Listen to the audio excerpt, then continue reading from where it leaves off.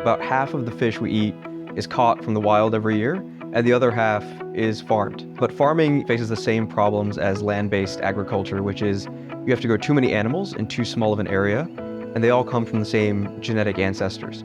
So you end up with a high degree of disease risk because of the high density and because of the similar genetics. Wild catch fisheries, the biggest problems tend to be overfishing. So either pulling out animals that are the wrong weight, which are not legally supposed to be caught, or just catching many, many more animals than can be regenerated every year naturally. And we're disrupting the ecosystems in the ocean that rely on these animals to perform specific ecosystem functions. And that can create all sorts of instability.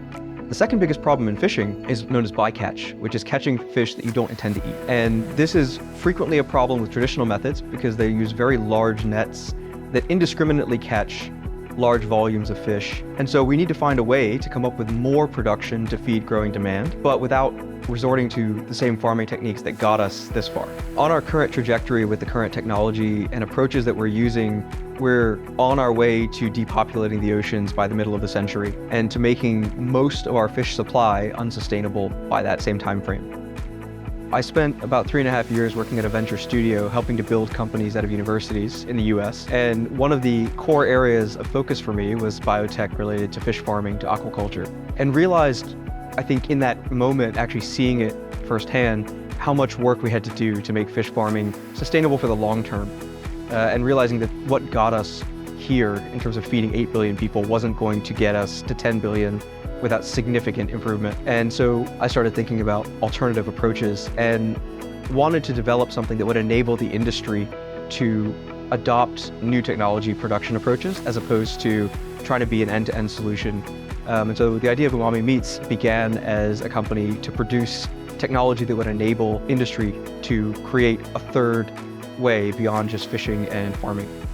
Umami Meats is building the operating system for cultivating seafood. We're developing the core infrastructure layer, that's the manufacturing process and the architecture that process would run on, and then partnering with traditional food producers to license technology and enable them to manufacture cultivated foods. Umami Meats is built on creating a more sustainable food system, ensuring food security, and creating a path to feed 10 billion people by 2050.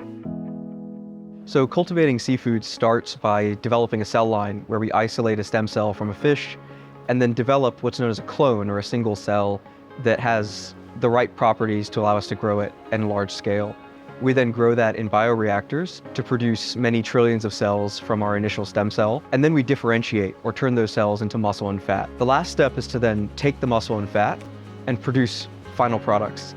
And that can be done as 100% cultivated with just the muscle and the fat cells, or it can be done as a hybrid product, including plant proteins and other components, to make a product that can maybe be more scalable or more affordable for the mass market. At Umami Meats, we are focusing just on fish, and the species that we work on the most is actually Japanese eel. Reason being that Japanese eel is actually critically endangered, and because there's no system that can farm them effectively and also cheaply, and second, because of the price point is actually very high. So it's easier for us to reach price parity. On top of Japanese eel, we are also focusing on snappers as well as tuna as well. One of the biggest challenges that we face in cultivated seafood is that we have almost 100 million different combinations of variables that could lead us to the optimal process for making cultivated fish. And this is made worse for fish because we know less about them than we do about mammals, and we can't take as much information from human therapeutics work that's been done for decades. So we have to figure out the right combination of cell, feed, media, as well as then the process conditions to grow these cells to make cultivated fish that taste good, is affordable, and can be scaled. And so we use machine learning from the very beginning to gather data on all of these parameters, everything from what we're feeding the cells, what genes they're expressing, and how the products taste. And then we start asking questions of these models to ascertain what the best feeding strategy might be, and to look for predictive indicators very early in the process that will help us to save quite a lot of time in the manufacturing scale-up. So we're still in the early stages of development and bringing products to market, but we've already started to engage many of the players in the traditional supply chain, everybody from companies that are running fishing fleets to end product producers and distributors and restaurants. And our goal is to bring to the table a consortium of players who can create a new value chain around cultivated by leveraging the strengths they already have in the existing value chain. One of the key ideas behind our business model is that we want to be a technology hub at the center of an ecosystem of partners that make this possible to produce cultivated at scale and get it to customers around the world. So to do that, we've sought out partners upstream of us to help us secure supply for critical components, manufacturing partners in the middle, as well as downstream with traditional food manufacturers. Recently, I attended one of the conferences in Malaysia, and the organizer of the conference actually gave a very interesting analogy. So he said that, last time when freezers was first invented, people used to call ice as artificial ice, but now people just call them ice. And I think same thing for cultivated meat as well. Now people call it cultivated meat or fake meat or lab-grown meat. But in the future, we are just going to call it just meat.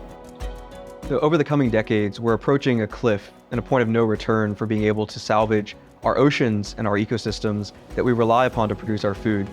We need to take action now to produce more sustainable food supply that will help to ensure food security for people around the world, but also to make sure that we can feed 10 billion people for generations to come without relying on ecosystems that are going to be impacted by climate change. Our view on this is that cultivated can play a major role in localizing food supply, shortening supply chains, removing contaminants from the food system, and enabling responsiveness to what consumers desire.